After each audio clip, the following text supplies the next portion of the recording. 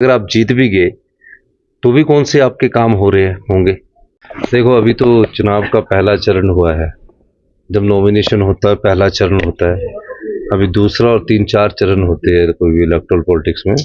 तो अभी तक हमारा ये मानना है कि हम ये तीनों बाई इलेक्शन जीतेंगे।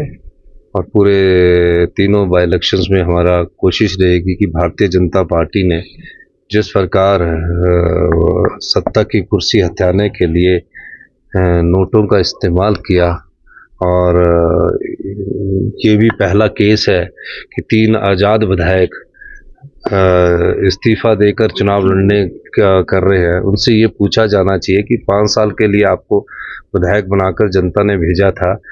अगर कांग्रेस पार्टी उनका काम नहीं कर रही थी, कांग्रेस की सरकार उनका काम नहीं कर रही थी, तो इस बात का वो जवाब दे। वो बीजेपी में बैठ जाते थे। अब तो बीजेपी के टिकट से चुनाव लड़ रहे हैं और सरकार कांग्रेस की है जिसको पूर्ण बहुमत की सरकार मिली। तो ये पूछा जाना चाहिए कि अगर आप जीत भी गए तो भी कौन से आपके काम हो रहे होंगे, क्योंकि सरकार तो कांग्रेस की है।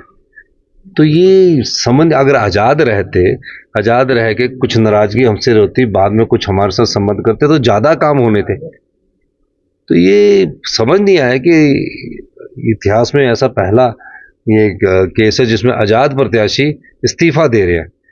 अगर कांग्रेस पार्टी के काम अच्छे नहीं थे तो वो कांग्रेस को छोड़कर बीजेपी के साथ विपक्ष में बैठ जाते। ये बड़ी विडंबना है।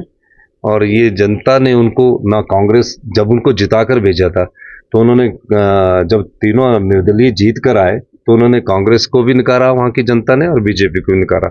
और ये सोचकर उनको आज़ाद जिताया कि ये कोई भी सरकार होगी उसमें सरकार बनने की कोई उम्मीद नहीं थी, उनसे ये काम करवाएंगे। तो ये करवाने में नाकाम रहे। अगर विपक्ष में बैठना ही था, बीजेपी के साथ जाना ही था, तो इस्तीफा क्यों दिया, वैसे ही बैठ जाते। ये मैं कहना चाहता हूँ।